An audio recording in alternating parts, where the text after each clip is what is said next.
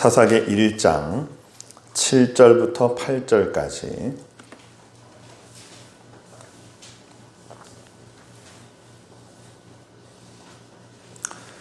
(1절부터) 제가 읽겠습니다. 우리나라에 한때 이 번영신학, 성공신학이라고 해서 잘 된다, 잘할 수 있다, 모든 것은 생각하기 나름이다, 생각에 따라서 다 잘 된다 해서 생각이 사람을 바꾼다 라는 것이 교회 안에도 들어왔어요. 그래서 믿음은 다 된다, 믿는 자는 다 된다, 무조건 기도하면 하나님은 다 도와주신다. 그래서 무작정 똑같은 기도를, 똑같은 문장을 10,000번 하기, 1,000번 하기, 주기도문 10,000번 하기, 이런 게 있었어요. 하지 말라는 건 아닙니다. 그런데 그런 번영신학, 그런 성공신학이 과연 하나님께서 우리 예수 믿는 사람들에게 그대로 되는가? 사실은 저도 이렇게 말하면 좋아요. 우리는 하면 다 된다, 할 수 있다, 으쌰으쌰 하면 분위기도 좋아지고 다 좋아집니다. 그런데 우리의 인생의 삶을 보면 하나님께서 우리의 삶에 뭐든지 긍정적으로, 뭐든지 기분 좋게, 뭐든지 으쌰으쌰 하면서 된다는 사람에게 무조건 다 주시느냐? 그건 아니거든요. 그게 틀린 거는 틀린 건 아니지만 또 맞는 것도 아니에요. 번영신학이 틀리다? 틀리진 않습니다. 하나님이 도와주시면 우리는 또 됩니다. 생각하는 대로, 말하는 대로, 생각하는 대로 됩니다. 그러나 그게 또 전부는 아니거든요. 하나님께서, 제가 계속 말씀을 드리지만, 하나님의 사람, 하나님이 너 나와 함께 내일 하자, 나의 사람으로 나와 함께 내 입이 되고 내 손이 되고 내 발이 되라 하는 사람에게는 하나님이 가장 먼저 뭘 주신다고 그랬죠? 저녁, 밤을 먼저 주신다고 그랬죠. 그런 사람은 반드시 하나님과 함께 손잡고 가는 사람은 하나님의 축복을 받고 하나님의 일을 하고 하나님의 대언자가 되고 하나님의 능력자가 되는 사람들은 반드시 그 삶의 밤을 지나가야 된다고 그랬죠. 그 밤을 지나고 난 다음에 하나님은 그 사람의 길을 열어주시고 축복을 주신다 했어요. 근데 그런 것만 또 말을 하게 되면 사람이 너무 의기소침해지잖아요. 나는 내가 예수 믿으면 너무 고난이 많구나. 고난만 생각하면 사람이 힘이 없어요. 그래서 예수 믿는 때는, 처음에 예수 믿고 우리가 막 힘을 얻을 때는 그 사람에게 막 힘을 줘야 됩니다. 그러나 그 사람이 예수를 진짜 믿기 시작하고 그 사람이 정말 예수님을 사랑하기 시작하고 하나님이 그를 이제 진짜 축복해 주는구나 라고 그 라인에 들어갈 때는, 하나님의 축복을 본격적으로 받기 시작할 때는 그 사람이 밤 시간을 반드시 거쳐가잖아요. 그럴 때는 성경에서 그에게 또 위로가 되고 힘이 되고 또 그에게 겸손함을 가르쳐 줍니다. 그래서 믿음의 사람은 처음에는 자신감과 당당함을 가졌다가 점점 하나님 앞에서 겸손해지는 것을 볼 수 있어요. 이게 신앙의 어떤 사이클 같습니다. 그래서 세상을 승리하고 싶으냐? 된다. 너는 할 수 있다 라고 외치는 것이 아니라, 처음에는 그게 되지만 나중에는 이 세상을 승리하고 내가 이 세상을 이기고 이 세상에서 내가 무언가 하려면 결국에는 자신감으로 되는 것이 아니라 하나님의 힘이구나, 결국에는 믿음이구나 라는 것을 우리가 알게 되는 거예요. 그래서 우리 안에서 이런 고백이 나오죠. 요한일서 5장 4절처럼 대저 하나님께로 난 자마다 세상을 이깁니다. 세상을 이기면 이것이 우리의 믿음이니라. 맞습니다. 그래서 예수 믿는 것은 이 세상을 우리가 승리하고 우리가 막 강건하게 나갈 때 내가 된다 하고 나를 스스로 자기 마인드 컨트롤해서 되는 것이 아니라 하나님이 주신 믿음으로 세상을 이긴다는 거예요. 이렇게 사는 사람에게 막 강력한 어떤 자기의 자존감이 강하고 자신감이 있는 사람에게 하나님의 말씀이 나타나고 야, 너 한번 해봐. 그러면 예, 오케이, 하나님 하겠습니다 하고 막 달려갈 텐데, 하나님이 그렇게 자존감이 강하고 자신감 있고 당당한 사람에게 일을 다 시키느냐? 아니거든요. 하나님께서 일을 시키는 사람은 그렇게 막 상승곡선을 타는 사람을 일을 시키는 게 아니라, 그런 사람을 이렇게 툭툭 던져주기만 해도 잘해요. 그런데 하나님이 일을 시키는 사람은 이 상승곡선을 타가지고 위에서 막 쨍쨍하게 움직여서 막 180km, 200km 막 달리는 사람에게 하나님이 야, 너 잘 달리고 있다, 이거 한번 해봐라, 이것도 되지만, 우리 하나님이 작정을 하고 일을 시키는 사람은 아직 출발도 못하고 있는 사람이에요. 너 나랑 같이 일하자. 너 내 사람이 되라. 너 하나님의 사람이 한번 돼볼래? 라고 하나님이 이렇게 제시하는 사람들을 보면요, 막 열심히 달려가는 사람이 아니라 아직 출발도 못해가지고 주차장에서 헤매고 있는 사람이, 그런 사람에게 하나님이 막 찾아오시는 경우가 많아요. 그것도 주차장에 세우는 것뿐만 아니라 카센터에서 자기 인생의 차를 막 고치고 있는 사람, 고장나가지고 어디가 고장난 데가 너무 많은데 감히 출발도 못하고 도로로 나가지도 못하는 그런 인생에게 우리 하나님이 찾아오실 때가 많아요. 오늘 본문에 기도원과 같아요. 인생이 아주 처참합니다. 열등감에 쩔어가지고 카센터에 자기 인생의 차를 맡기고 어디가 고장난지도 모르게 엉망진창인 사람에게 우리 지금 찾아와서 하는 얘기가, 너 나랑 같이 일하자. 내가 너를 통해서 이스라엘을 구원할 거야. 이 말은 지금 차가 고장나서 막 헤매고 있는 그 차를 가지고 내가 이 차를 타고 지금 저기 서울 부산을 왕복할 거니까 바로 준비해. 아니, 지금 차가 엉망진창인데 이 차를 가지고 어디 고속도로로 나간다는 겁니까? 너무 자신이 없어요. 내가 이스라엘 구원한다고요? 못 믿는 거예요. 그래서 하도 하나님 그러시니까 그 6장 37절 보시면 이 기드온이 이런 말이 있어요. 6장 37절. 보소서, 내가 양 한 털 뭉치를 타작마당에 두리니 만일 이슬이 양털에만 있고 주변 땅은 마르면 주께서 이미 말씀하신 것 같이 내 손으로 이스라엘을 구원하실 줄 내가 알겠나이다. 양털을 한 뭉치를 밖에 놓을 테니까 아침에 일어났을 때 이슬이 양털에만 있고 주변에는 주변은 마르게 해주세요. 그럼 내가 믿을게요. 그렇게 해줬어요? 믿었을까요? 그것도 못 믿겠어요. 하루 더 합시다. 양털을 놓을 테니까 주변은 다 젖고 양털만 뽀송뽀송하게 해주세요. 하나님이 다 해줬어요. 왜요? 기드온을 사용하시려고. 그런데 보세요. 지금 이 땅에 기드온보다 훨씬 더 주님을 사랑하는 사람이 많아요. 이 세상에는 기드온보다도 주님을 더 사랑하는 사람이 많고요. 기드온보다도 훨씬 더 준비가 잘 된 사람이 많습니다. 하나님이 뭘 하시든 내가 주님을 믿습니다 하고 스탠바이 하면 바로 나가겠습니다 하는 사람들이 훨씬 많아요. 그런데 왜 하나님은 훨씬 사용하기 좋고 말 잘 듣고 그런 사람보다도 말 잘 안 듣고 하나님이 굳이 막 설득해야 되는 그런 사람에게 찾아가서 막 이렇게 힘들게 설득을 할까요? 보면 기드온을 설득하는 거 보면 참 애처로워요. 하나님의 기드온만 설득했습니까? 성경에 보면 하나님의 모세를 설득하는 거 한번 생각해 보세요. 모세야, 이스라엘 구원해라. 못합니다.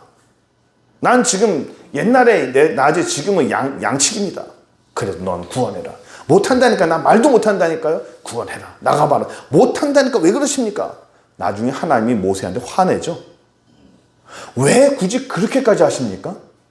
안 되는 사람을, 자격이 없는 사람을, 모자란 사람을 하나님이 왜 그렇게까지 해가지고 하십니까? 하나님은 준비된 사람을 사용하는 것이 아니라 하나님은 사람을 준비시켜서 사용하세요. 그러니까 나는 준비가 안 됐고 나는 모자르고 나는 한없이 부족해요. 맞아요. 하나님은 그런 사람을 사용해서 하나님은 들어쓰시고 그런 사람을 하나님은 축복해 주세요. 저도 그렇고요. 여러분도 그렇고 한번 자기 자신을 한번 돌아보세요. 내가 하나님의 축복을 받을 만한 자격이 있는가? 내가 하나님의 사랑을 받을 만한 자격이 있는가? 솔직히 내 자신을 돌아보면, 내 속안을 돌아보면 하나님의 사랑을 받을 만한 자격이 요만큼도 없습니다. 하나님의 축복을 받을 만한 자격이 요만큼도 없어요. 그런데 하나님이 나를 사랑하시고 여러분들을 사랑하시는 거 아니겠습니까? 그래서 하나님은 이런 기드온을 쓰는 거예요. 이런 기드온이 바로 우리 모습이에요. 별 볼 일 없고 별 쓰잘데기 없고 어디에 나가서 뭐 남들에게 인정받을 만한 사회적으로 높은 위치도 아니고, 그런데 하나님은 그런 사람을 한번 해보자. 하나님이 그를 설득하는 거예요. 내 말 한번 들어보렴. 내 말대로 한번 순종 한번 해봐라. 내 말대로 성경 한번 읽어보고, 내 말대로 한번 기도 한번 해보고, 내 말대로 순종 한번 해보고, 내 말대로 한번 헌신 한번 해보고, 한번 따라와 보라라고 하나님이 계속 우리의 마음 가운데 메시지를 전해주시잖아요. 그 말을 듣고 그 음성을 듣고 그런 느낌을 받아서 내가 결심을 하고, 그래 기도 한번 해보자, 그래 한번 찬송 한번 해보자, 그래 성경 한번 읽어보자 라고 하는 것이 내 결심이 아니라 하나님이 내 마음에서 나를 움직이게 하신 거라고 믿습니다. 그래서 하나님이 기드온을 움직이시는 거예요. 2절 볼까요? 오늘 성경 읽을 게 상당히 많은데요. 2절 볼까요? 여호와께서 기드온에게 이르시되 너를 따르는 백성이 너무 많다. 군대를 데리고 와서 이스라엘 구원해라 했더니 기드온을 따르는 백성이 너무 많다는 거예요. 그들의 손에 미디안을 넘기지 아니하리니 이는 이스라엘 나를 거스려 스스로 자랑하기를 내 손이 나를 구원할까 함이라. 너를 따르는 사람이 너무 많다. 왜냐하면 네가 사람이 이렇게 많고 군대가 이렇게 많으면 니네들이 잘해서 너희를 구원했다 하는 거 아니겠느냐? 교만할 거 아니겠느냐? 교만함을 없애야 된다는 겁니다. 제가 지금 여기 말고 그전과 이렇게 교회에 있을 때 성도들이 막 이렇게 부흥되고 전도가 막 되어오잖아요. 제가 항상 하나님께 기도한 게 있었어요. 그게 뭐냐면, 주님, 우리가 성도들이 새신자가 올 때 우리가 전도한 사람 반, 하나님이 보내준 사람 반, 이렇게 해주십시오. 왜 그렇게 하냐면, 우리가 전도 열심히 해서 새신자가 많이 왔다. 그러면 와, 우리가 전도 열심히 해서 온 거야 라고 우리 스스로를, 또 제 스스로를 칭찬하기 때문에 그러는 거예요. 우리가 보내준 사람보다도 하나님이 보내준 사람이 좀 더 많게 되면 그런 말을 못 하거든요. 내가 전도한 사람이 아니라 알아서 찾아온 사람이 많아야 되는 거죠. 그러면 내가 열심히 해서 전도한 사람이 아니야, 이 사람은 내가 전도한 사람이야 라는 말을 못 하는 거예요. 우리 사모님 아시겠지만 숫자가 딱 그렇게 되더라고요. 어디서 알고 왔는지 멀리서 막 혼자서 막 찾아오는 사람이 얼마나 많았습니까? 그렇게 기도해서 그런 거예요. 우리가 교만하려고 하는 그런 마음 자체를 없애버리는 거죠. 8장 10절 한번 볼까요? 미디안 군대가 몇 명인가 보세요. 왜 많다고 그러는지 보세요. 8장 10절에 그때 세바와 살문나가 갑골에 있는데 갈골에 있는 동방 사람의 모든 군대 중에서 칼든 자가 12만 명이 죽었대요. 그러니까 이건 결과론적인 거예요. 이스라엘 사람하고 싸워가지고 미디안 사람이 12만 명이 죽었답니다. 그리고 남은 15,000명이 그들을 따라왔대요. 그러니까 12만 명이 죽었고 15,000명이 살았으니까 더해보세요. 예, 12만 명 더하기 15,000명이면 몇 명이죠? 예, 13만 5천 명입니다. 그러니까 미디안 군대가 13만 5천 명이에요. 그럼 3절 볼까요? 이제 너는 백성의 귀에 외쳐 이르기를 누구든지 두려워 떠는 자는 길르앗 산을 떠나 돌아가라. 이건 이스라엘 사람들에게 한 얘기예요. 이에 돌아간 백성이 2만 2천 명이고 남은 자가 10,000명입니다. 자, 숫자 볼까요? 자, 2만 2천 명이 있고 남은 자가 10,000명이래요. 그럼 총 몇 명입니까? 3만 2천 명입니다. 이게 이스라엘 군대예요. 이스라엘 군대는 3만 2천 명. 자, 총 볼까요? 그 다음 보세요. 숫자. 자, 미디안 군대는 13만 5천 명. 이스라엘 군대는 3만 2천 명입니다. 13만 5천 명과 3만 2천 명. 비교가 안 되죠. 비교가 안 돼요. 그런데 하나님이 뭐라고 말합니까? 이 3만 2천 명 너무 많다는 거예요. 13만 5천 명을 상대하는데 3만 2천 명이 너무 많다고 하나님 말합니다. 많다. 근데 성경에 뭐라 말합니까? 아까 그 3절 다시 한번 볼까요? 두려워 떠는 자는 가라. 두려워 떠는 자. 왜 떨까요? 숫자상으로 비교가 안 되는 겁니다. 13만 5천 명 대 3만 2천 명. 이거는 게임이 안 되는 거죠. 딱 보니까 지겠는 거예요. 죽겠는 겁니다. 그러니까 두려워 떠는 사람은 가라. 여러분, 우리가 이길 거다라고 하는 확신은 믿음입니다. 근데 믿음의 반대말이 뭘까요? 네. 믿음의 반대말은 두려움과 의심입니다. 내가 이길 수 있다 라고 하는 믿음과 그의 반대는 이길 수 있을까? 지면 어떡하지? 라고 하는 의심과 두려움이에요. 그래서 제가 그런 말 지난번에 한번 설교한 적이 있었는데, 믿음의 반대가 이 의심이거든요. 두려움이거든요. 제가 한번 이런 설교 한번 적이 있었어요. 사람이 믿음이 없으면 믿음의 반대는 교만이라고 한번 한 적이 있었습니다.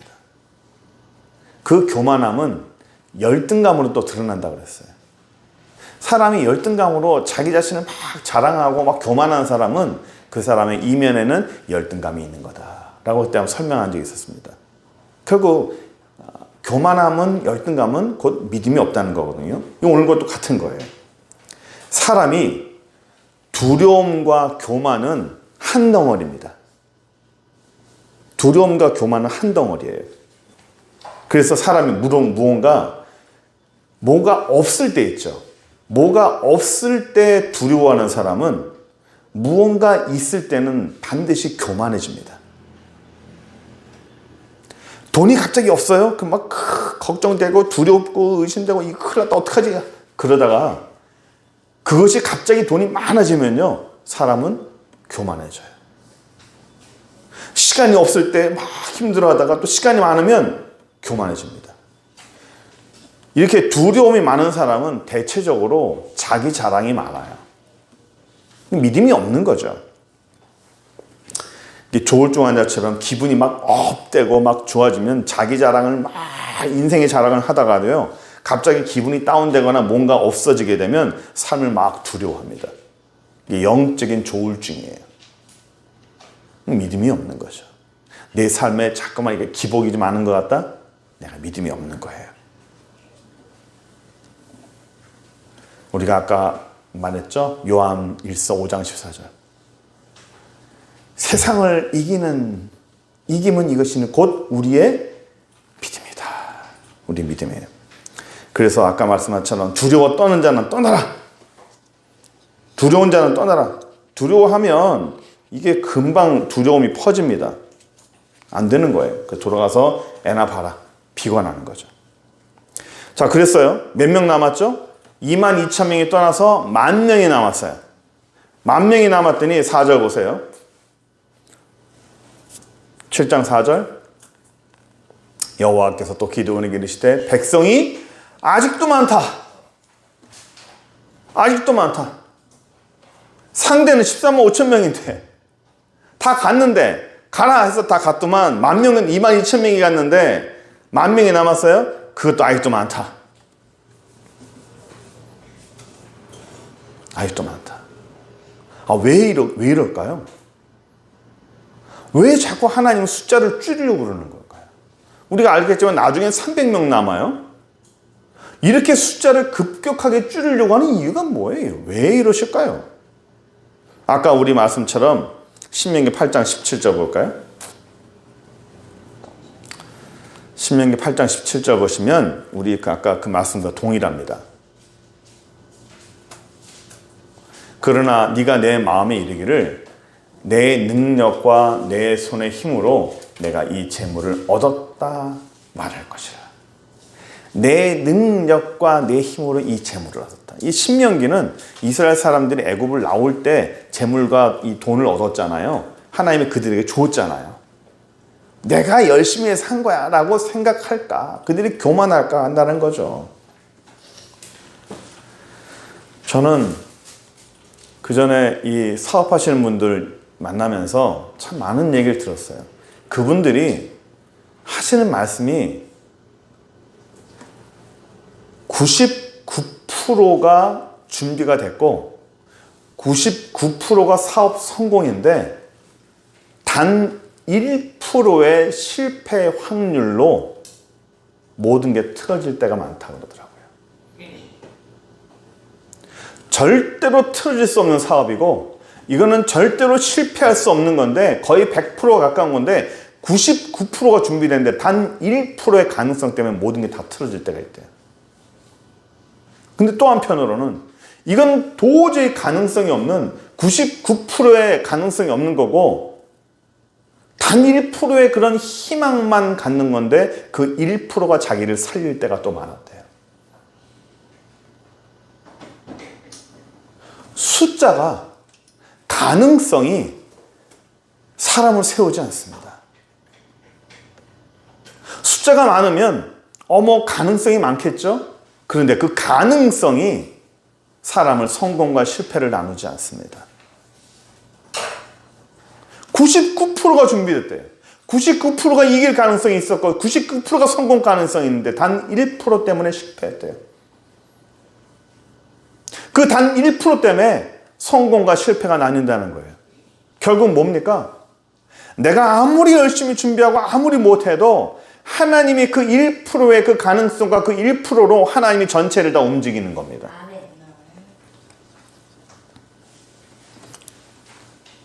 5절 볼까요? 5절 보시면 하나님이 이렇게 해요. 물가로 내려가. 거기서 물에다가 입을 대고 그대로 마시는 사람이 있고 무릎을 꿇고 마시는 사람도 있었어요. 그랬더니 거기서 6절 볼까요? 손으로 움켜 입에 대고 핥는 자의 수는 300명. 그리고 나머지는 전부 다 무릎을 꿇고 마셨어요. 그러니까 10,000명 중에서 9,700명은 무릎을 꿇고 마셨고 300명은 입에 대고 그냥 핥았어요. 얼굴을 쳐박고 그냥 마신 거예요. 자, 그러면 300명이 뭐죠? 입에 대고 마신 사람이에요. 손으로 움켜 입에 대고 핥는 자는 300명. 그 외의 백성은 다 무릎을 꿇고 물을 마신지라. 그러니까 뭐 여러 가지 말이 있어요. 무릎 꿇고 그냥 입에 댄 것이냐 아니면 들어서 마신 것이냐 여러 가지 말이 있는데 중요한 거는요. 어떤 자세냐가 중요하지 않아요. 무릎 꿇고 마신 사람, 그런 사람들이 바로 뭐 하나님 앞에서 정결한 사람이다 라고 말할 수도 있고 뭐 입에 대고 사람이 입에 대고 먹이는 사람이 중요한 사람이다 말할 수 있겠지만 여러 가지 설교가 있어요. 지금까지는 뭐 이렇게 설교를 했습니다. 말씀을 저희도 배웠어요. 그런데 보세요. 이거 지금은 자세가 중요한 게 아니에요. 무릎을 꿇고 마셨든지 얼굴을 쳐박고 마셨든지 그게 중요한 게 아니고 그런 자세를 보고 하나님이 넌 자세가 됐어 하고 뽑은 게 아니고요. 어떤 모습을 하는 사람이 숫자가 제일 작느냐예요. 하나님의 목적은 어떤 자세로 물을 먹었느냐라고 뽑는 게 아니에요. 하나님의 목적은 그 사람의 자세와 어떤 신분과 그 사람의 마음가짐으로 뽑는 게 아니고 첫째 목적은 숫자 줄이는 거예요. 왜 숫자를 줄일까요? 사람의 힘으로 절대로 할 수 없다라는 것을 알게 하려는 겁니다. 무릎을 꿇고 먹었든 엎드려 먹었든 얼굴을 쳐박고 먹었든 중요하지 않아요. 뭐 자세가 중요하다, 하나님 앞에서 우리가 섬겨야 되는 자세가 된다, 뭐 그렇게 설교할 수 있습니다. 그런데 여기에 본질적인 하나님의 목적은 하나님의 입장에서는 봐야 돼요. 하나님의 목적은 사람 줄이는 겁니다. 숫자 줄이는 게 목적이에요. 절대로 너희들은 절대로 할 수 없다라는 거죠. 아마 10명이 나왔어도 하나님은 10명을 했을걸요?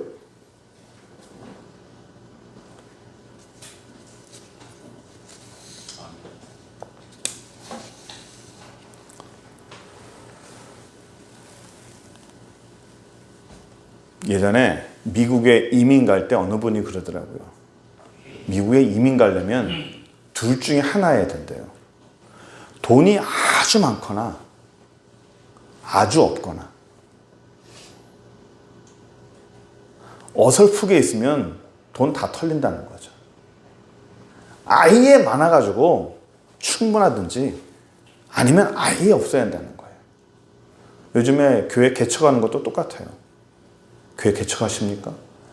돈이 아주 많아야 돼. 뭐 돈이 한두 푼 있어야 되는 거 아니죠? 교회만 뭐 건물만 얻는다고 되는 게 아니잖아요. 이 안에 뭐 기구며 모든 것들이 눈에 보이지 않는 게 엄청나게 들어갑니다. 돈이 아예 많든지 아니면 아예 없든지. 돈이 아예 많으면 뭐 그 돈으로 다 할 수 있고요. 아니면 아예 없는 거예요. 아예 없으면 어떻게 해야 돼요? 못합니다. 하나님 해주십시오요. 하나님이 여기에 기드온과 이 사람들에게 원하는 목적이 뭘까요? 너희들은 안 된다는 거예요. 너희들이 하는 힘으로는 절대로 안 된다는 겁니다. 300명하고 13만 5천 명입니다. 가능합니까? 300명과 13만 5천 명이 싸울 수 있냐고요? 그건 숫자상으로도 절대 안 됩니다. 12절 한번 볼까요? 12절 한번 봅시다. 미디안과 아말렉 동방의 모든 사람들이 골짜기에 누웠는데 메뚜기에 많은 수와 같고 그들의 낙타수가 많아서 해변의 모래와 같다. 13만 5천 명이 진쳤어요. 엄청나게 많은 숫자가 진쳤습니다. 이스라엘 사람은 몇 명이죠? 300명이에요. 몇 대 몇이에요? 숫자로 한번 해봤어요. 몇 대 몇이냐면 450대 1입니다. 450대 1. 이스라엘 사람 한 명당 미디안 사람 450명을 죽여야 돼요. 하나님이 그렇게 싸우라는 겁니다. 너 한 명이 450명 죽여라는 거예요. 자, 미디안 사람이 칼이 하나도 없다고 생각해 봅시다. 칼이 하나도 없어요. 저 사람들은 칼이 하나도 없어. 이제 내가 저 사람들 450명을 죽여야 돼. 군인 혼자서 450명의 목을 쳐야 됩니다. 100명도 못해요. 100명도. 힘들어서 못합니다. 힘들어서 못해요. 갈멜산 가면, 이스라엘 갈멜산 가면 그 엘리야가 그 이방 선지자들의 목을 쳐서 죽이는데 그 동상에 칼이 이렇게 휘었어요. 꺾였어요. 왜 칼이 꺾였냐 했더니 목을 하도 쳐가지고 칼이 꺾였대.